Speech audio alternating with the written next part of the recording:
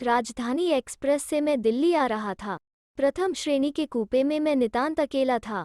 कानपुर पहुंचने से पहले ही मैंने अपने थर्मस को नींबू पानी से भर दिया था।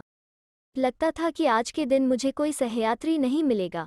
एक बार अच्छी तरह पढ़ी हुई पत्रिका को फिर पढ़ते हुए दिल्ली तक की यात्रा पूरी करनी पड़ेगी। खैर, सिग्नल पर हरी बत्ती जल चुकी थी और ट्रेन ने बहुत हौले से रेंगना प्रारंभ किया ही था कि एक यात्री मेरे कूपे का दरवाजा खटखटाने लगा। मैंने उठकर शटर खोला। सामने एक छोटी सी अटैची थामे एक लड़की खड़ी हुई थी। गेहुआ रंग, लंबे छरहरे बदन तथा सामान्य से कुछ अच्छे नैनिक्ष वाली इस लड़की को देखकर मुझे बड़ी निराशा हुई। सोचा, कोई आदमी होता तो उसके साथ बतियाते हुए दिल्ली तक का सफ़र आराम से कट सकता था। लड़की ने सामने 2 नंबर की बर्थ पर अटैची रखते हुए मुझसे पूछा, चाचा जी, अगर इजाज़त हो तो मैं कूपे का दरवाज़ा बंद कर दूं? यदि आप असुरक्षा न महसूस करें तो कूपे का दरवाज़ा बंद कर सकती हैं, मैंने उत्तर दिया। लड़की धीरे से बुदबुदाई, सुरक्षा, असुरक्षा वगैरह मैं बहुत पीछे अपने घर छोड़ आई हूँ। फिर उसने कूपे का दरवाज़ा बंद कर दिया तथा अपनी सीट से लगी खिड़की के बाहर झांकने लगी। लड़की मुझे कुछ परेशान, घबराई हुई सी लग रही थी। इस मौसम में कोई पसीना आने जैसी बात न थी, फिर भी वो रुमाल से माथे पर बार बार उभर रही पसीने की बूंदों को पोंछ रही थी। लड़की ने अपना मुख मेरी ओर घुमाया। अब तक उसका पसीना काफी कुछ सूख चुका था। चाचा जी, क्या मैं आपके थर्मस से थोड़ा सा पानी ले सकती हूँ? मैंने उत्तर दिया, उसमें पानी नहीं है बेटी, इसमें सिर्फ नींबू पानी है। अच्छा, थोड़ा सा दे दीजिए। वो नींबू पानी का एक गिलास गटागट पी गई। 10 मिनट के बाद उसने फिर थर्मस की ओर देखा। मैंने उसे एक गिलास भर कर और दिया, जिसे वो धीरे धीरे पीती रही। अब वो अपेक्षाकृत सामान्य दिखाई देने लगी थी। दिल्ली में किस जगह पर जाना है तुम्हें? मैंने बात करने की गरज से पूछा। आपने कैसे जाना कि मैं दिल्ली जा रही हूँ? बड़ी आसानी से, मैंने सहजता के साथ उत्तर दिया। यह ट्रेन कानपुर से चलकर दिल्ली ही रुकती है। ओह, लेकिन तुमने मेरी बात का जवाब नहीं दिया, बेटी। अब उसकी झिझक मिटने लगी थी। उसने उत्तर दिया, नहीं मालूम कि मुझे कहाँ किस जगह जाना है, और तुम अकेली सफ़र कर रही हो। हाँ, दिल्ली मैं अपने जीवन में पहली बार जा रही हूँ। मुझे लगा कि कहीं कोई ना कोई गड़बड़ जरूर है। यह लड़की शायद अपने आप को किसी बड़े संकट में डालने जा रही है। बेटी, मैंने स्पष्टवादिता से काम लेते हुए पूछा, पहले बात को ठीक तरह से समझो, फिर जवाब दो।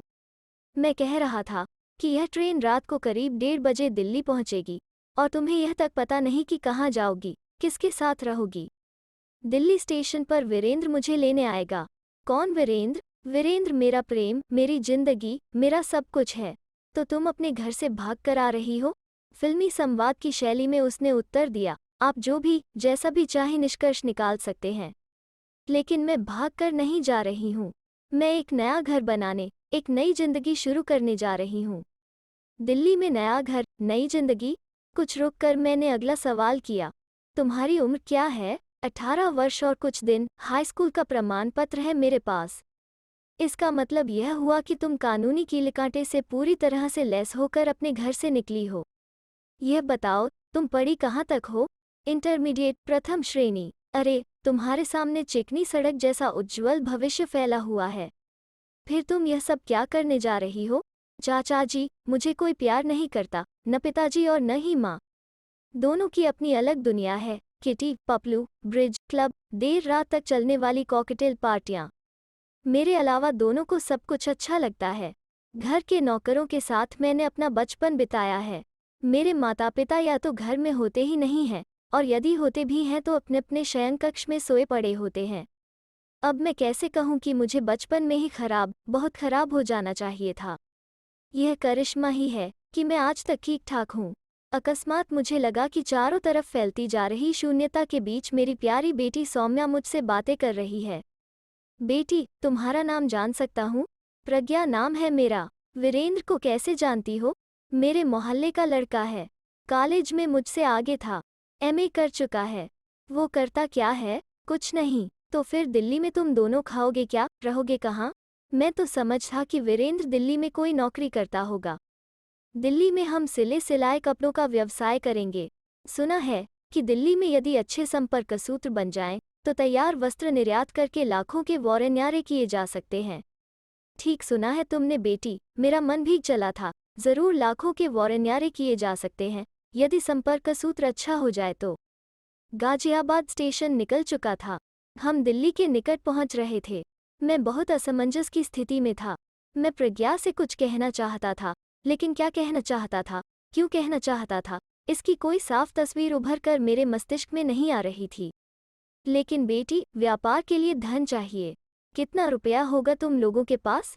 वीरेंद्र के पास क्या है? एक तरह से कुछ भी नहीं, अमला ने उत्तर दिया। वो कह रहा था कि मैं अपनी माँ के कुछ जेवर तथा पिताजी की सेफ से व्यापार लायक कुछ रुपए ले चलूं। आखिर बाद में वो सब कुछ मेरा और बड़े भैया का ही तो होगा। कल मिलने वाली चीज को आज ले लेने में क्या हर्ज है? मुझे कुछ और पूछने का अवसर दिए बगैर वो कहती गई, लेकिन मैं उन सब से घृणा करती हूँ। उनका रुपया, पैसा, जेवर आदि मैं अपने भावी जीवन में कोई भी ऐसी चीज रखना नहीं चाहती जिसमें माता पिता की स्मृति जुड़ती हो।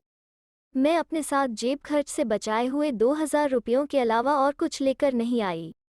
मैंने वीरेंद्र से साफ साफ कह दिया था कि हम अपना आने वाला जीवन अपने हाथों अपने साधनों से बनाएंगे। तुम्हारी यह बात क्या वीरेंद्र को अच्छी लगी थी? मैंने पूछा। शायद नहीं। उसने कुछ सोचा, थोड़ा झिझकी, फिर बोली, बल्कि वो जेवर तथा रुपया न लाने की बात पर काफी नाराज भी हुआ था। फिर क्या? वो दोनों आंखें मूंदे सोचता रहा।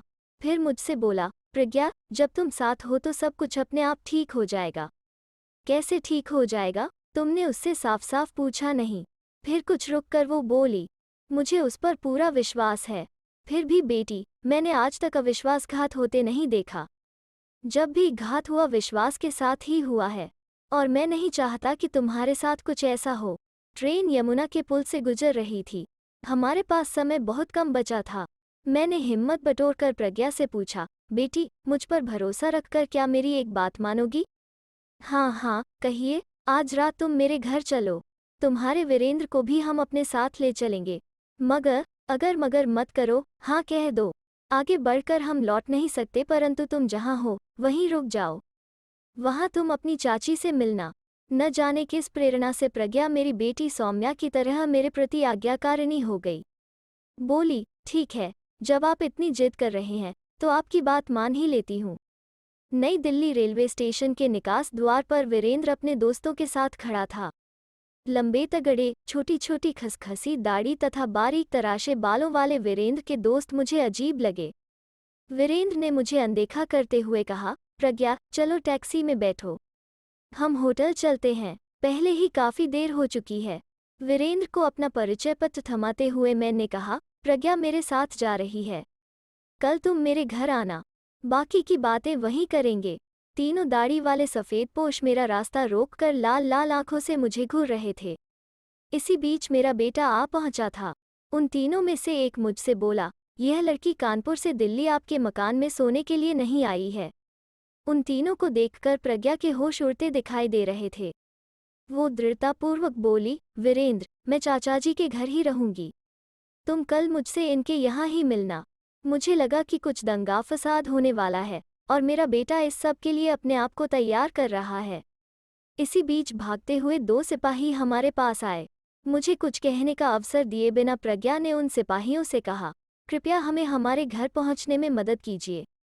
मैं नहीं जानती कि ये लोग कौन हैं और क्यों मेरा रास्ता रोक रहे हैं। मैंने भी उन्हें अपना परिचय दिया। वे हमें हमारी कार तक पहुंचा गए। न जाने क्यों वीरेंद्र इस दौरान मौन रहा। अगले दिन वीरेंद्र के दोस्तों के धमकी भरे फोन आने के बाद प्रज्ञा को पूरी तरह एहसास हुआ कि वो अजगरों के मुंह में जाने से बाल बाल बची है। बाकी का काम मेरी पत्नी ने किया। उसने प्रज्ञा से कहा, मेरी मुन्नी, आदमी का दुख दीपक की तरह होता है। लौट जाओ अपने घर। लेकिन चाची जी, मैं कैसे, किस मुंह से वापस जाऊं? तुम्हारी वापसी, यानी कि पूरे मान सम्मान के साथ वापसी, हमारा काम है। जैसे भी हो, इसे हम करेंगे। मेरी पत्नी उसकी पीठ सहलाते हुए बोली, जीना, जीते रहना जिंदगी की शर्त है। मेरी बेटी, तुम मंजिल तक जरूर पहुंच जाओगी। प्रज्ञा को मैं 4 दिनों बाद उसके घर वापस पहुंचा आया। उसके माता पिता को मैंने टेलीफोन से पहले ही सब कुछ समझा दिया था। पिछले 5 साल से उसके फ़ोन मेरे तथा मेरी पत्नी के पास आते रहते हैं। अभी कल ही उसका फ़ोन मेरी पत्नी के पास आया है। चाची जी, मैं केंद्रीय सचिवालय की सेवाओं हेतु चुन ली गई हूँ। जब तक कोई दूसरी व्यवस्था नहीं हो जाती, मैं आप लोगों के साथ ही रहूंगी। मेरी पत्नी मुस्कुरा कर मुझसे कहती है, अब तक एक थी, अब हुक्म बजाने वाली एक और हो गई। तो दोस्तों, कैसी लगी आज की कहानी? अगर अच्छी लगे तो शेयर, लाइक और चैनल को सब्सक्राइब जरूर करें। फिर मिलते हैं एक नई कहानी के साथ।